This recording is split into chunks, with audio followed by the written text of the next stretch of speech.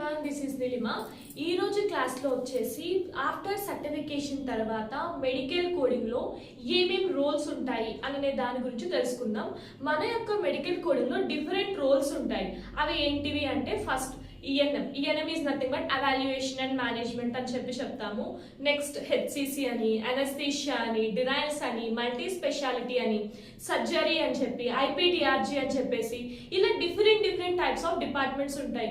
వీటిల్లో కూడా మళ్ళీ సబ్ డివిజన్స్ ఉంటాయి. నథింగ్ బట్ ఈఎన్ఎంలో ఐపీ ఉంటుంది, ఓపీ కోడింగ్ ఉంటుంది.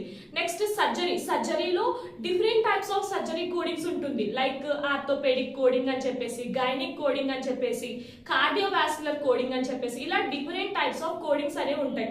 సో ఈ డిపార్ట్మెంట్స్ అన్ని మనం చూస్ చేసుకోవచ్చా అంటే లేదు.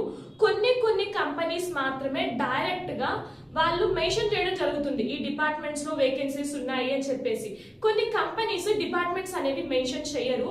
ఆఫ్టర్ దట్ మీరు సర్టిఫికేషన్ కంప్లీట్ అయ్యాక వన్స్ మీరు కంపెనీలోకి వెళ్తే అక్కడ మళ్ళీ మీకు 1 or 2 months అనేది ట్రైనింగ్ ఇవ్వడం జరుగుతుంది.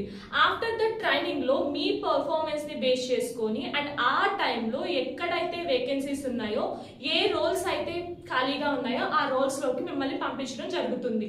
మీలో ఎవరికైనా డౌట్స్ కానీ ఉంటే, లైక్ ఏ డిపార్ట్మెంట్ మంచిది అని మీకు డౌట్స్ కానీ ఉంటే కమెంట్ చేయండి. Thank you.